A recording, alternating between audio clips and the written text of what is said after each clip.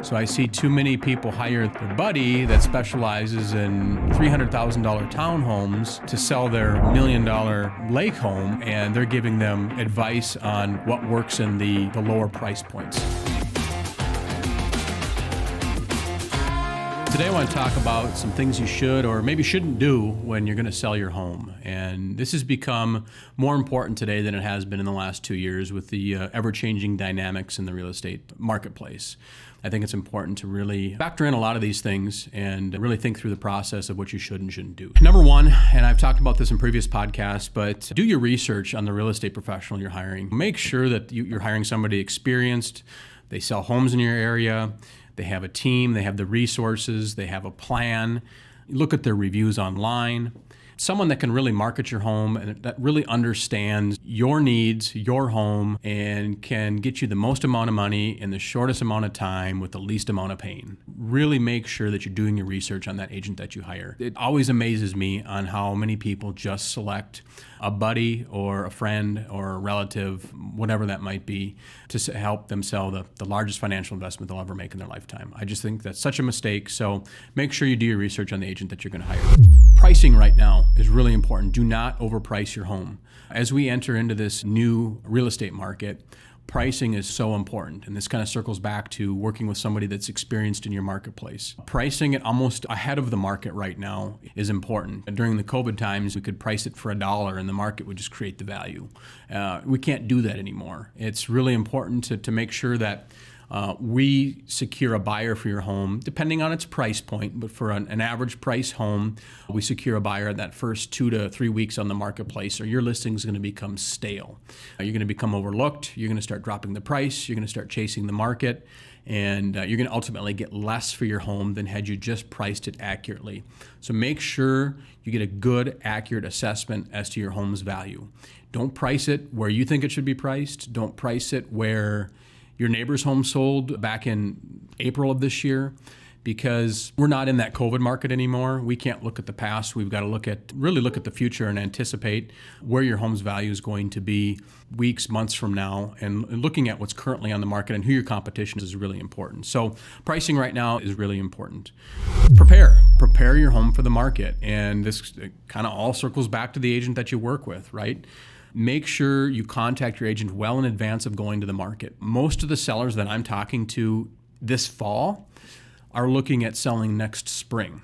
And they're very strategic and very wise in contacting me right now so that we can get some good green grass photos. So when we hit the market in March or April of next year, they look sharp online. B, we can't just put poorly conditioned homes on the market anymore. We've got to make sure that we're preparing your home for the market and we're freshening it up and really sprucing up your home so that it appeals to the largest audience and buyers aren't walking through your home nitpicking when we go to the market. So contacting an agent now, months ahead of time, sometimes 6 to even 12 months ahead of time is important, because the limited resources right now for contractors, maybe getting carpet, things like that, just to have the time to do those things is really important. So prepare your home for the market.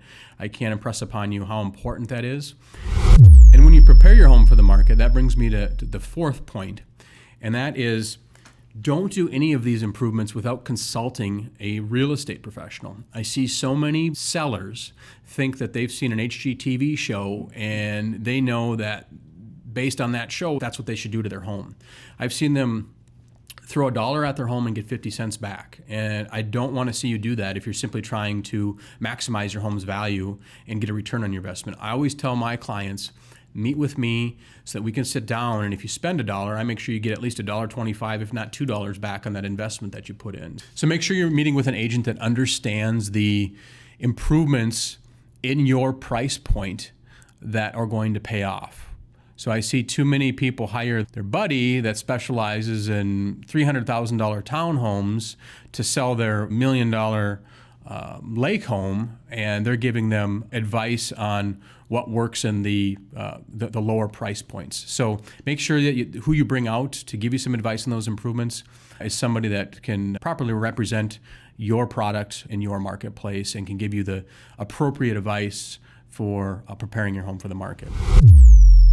One of the big things I'm seeing right now, it brings me to the next point, is A lot of sellers want to limit showing availability. So don't limit your showing availability. And what I mean by that is so many people have been forced to work from home. It's an inconvenience to sell. It used to be we could put it on a Friday, it'd be sold by Sunday, so they could just go to a hotel for the weekend and allow the 40 showings to happen. Now we've got to spread that out over the course of 30, 60, 90 days or more, and they want to limit showing availability. I see this a lot. And I see this a lot in the upper bracket because these folks are working from home or they're busy professionals. And it's a big mistake because the buyer that's looking for your home sometimes has a gap in their schedule only at a certain time on a certain day on short notice, and you've got to be readily available. Make sure as we move into this new marketplace, you don't block off windows of opportunity that you might miss out on a relocation buyer that happens to be in town for a short amount of time. It's really important that you don't limit showing availability. Those are 5 things that you should do or shouldn't do when selling your home. A lot of the sellers I'm working with right now, I'm advising them to get their home ready. Let's get photos taken. Let's get it packaged up so that I can present it to the market when the opportunity presents itself. That opportunity may be January. That opportunity may be June.